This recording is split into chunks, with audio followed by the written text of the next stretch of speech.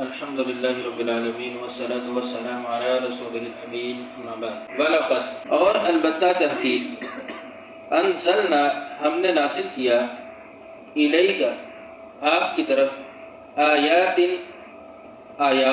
یا نشانیاں بینات واضح وَلَقَدْ أَنزَلْنَا إِلَيْكَ آيَاتٍ بَيِّنَاتٍ اور بلا شبہ ہم نے آپ کی طرف واضح نشانیاں یا واضح آیات نازل کی وما اور نہیں یکفر انکار کرتے بہا اس کا الا مگر فاسقون نافرمان وما یکفر بہا الا الفاسقون اور نہیں اس کا انکار کرتے مگر فاسق یعنی نافرمان ہی اس کا انکار کرتے ہیں۔ اب اس آیت میں وَلَقَدْ أَنزَلْنَا إِلَيْكَ آيَاتٍ بَيِّنَاتٍ آیات سے مراد کیا ہے؟ احکام ہے، کیونکہ اس سے پہلے قرآن کا ذکر ہوا تو مراد قرآن ہے کہ جو ہم نے قرآن نازل کیا، قرآن کے احکام نازل کیے وہ بینات ہے، واضح ہے، ہر کسی کی سمجھ میں آنے والے ہیں، بالکل واضح ہیں۔ اور ان احکام کا کون انکار کرتا ہے؟ نافرمان، فاسق جسے کہا گیا کہ جو ماننا نہیں چاہتا وہ اللہ کے احکام کا، اللہ کی بات کا انکار کر دیتا ہے۔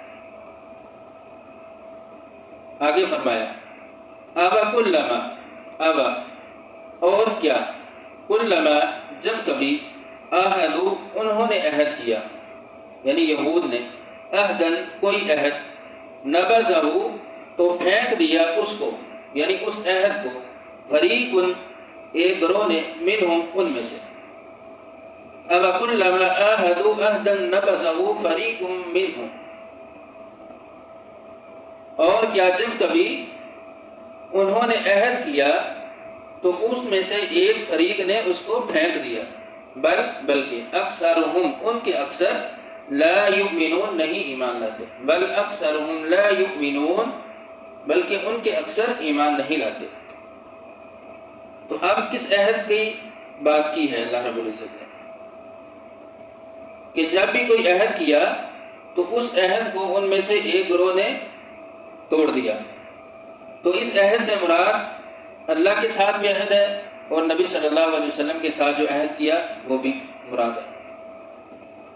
اور رسول اللہ صلی اللہ علیہ وسلم کے ساتھ عہد کیا تھا یہود کا کہ جب آپ مدینہ تشریف لے گئے ہجرت کر کے تو وہاں پر ایک میثاق ہوا تھا جو بڑا تاریخ کا مشہور میثاق تھا، اسے کیا کہا جاتا ہے؟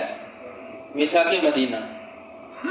ان میں 3 گروہ شامل تھے، مسلمان تھے، یہود تھے اور عرب کے مشرک تھے، اور ان میں جو مین شک تھی وہ یہی تھی کہ اگر کوئی مدینہ پر باہر سے حملہ کرتا ہے تو سب مل کر دفاع کریں گے۔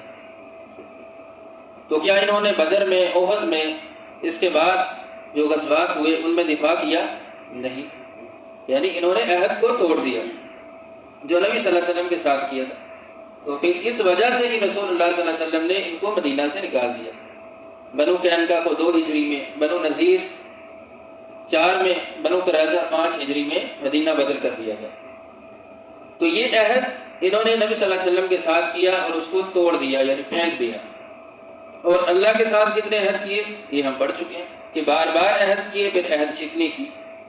تو اس آیت سے یہ بات واضح ہوتی ہے کہ عہد خواہ اللہ سے ہو یا بندوں سے ہو اس کو پورا کرنا چاہیے، عہد شکنی نہیں کرنی چاہیے، عہد کو توڑنا نہیں چاہیے، جو ایگریمنٹ ہو جائے اس کو پورا کیا جائے۔ رسول اللہ صلی اللہ علیہ وسلم نے فرمایا کہ لا ایمان لمن لا عہد لہ، کہ اس شخص کا کوئی ایمان نہیں کہ جو عہد کو پورا نہیں کرتا، یعنی جو عہد شکنی کرتا ہے اس کا کوئی ایمان نہیں۔ پتہ چلا کہ عہد اور ایمان دونوں لازم ملزوم چیزیں ہیں۔ جو عہد پورا نہیں کرتا کیا کہا جاتا ہے؟ یہ بے ایمان ہے، بے ایمان ہے جسے کہتے ہیں، یعنی اس نے دھوکہ کیا ہے، غدر کیا ہے، عہد شکنی کی ہے، اپنی بات پہ پورا نہیں اترا۔ یہ منافقین کی علامت بھی ہے کہ وعدے کو نہ پورا کرنا۔ تو فرمایا کہ بل اکثرہم لا یؤمنون، اکثر وہ ہیں جو ایمان نہیں لاتے۔ تو اس آیت سے یہ بات واضح ہوئی خواہ عہد اللہ سے ہو یا بندوں سے اس کو پورا کرنا چاہیے، اور جو وعدے کو، عہد کو پورا نہیں کرتا رسول اللہ صلی اللہ علیہ وسلم نے فرمایا اس کا کوئی ایمان نہیں۔ وآخر دعوانا ان الحمد للہ رب العالمین۔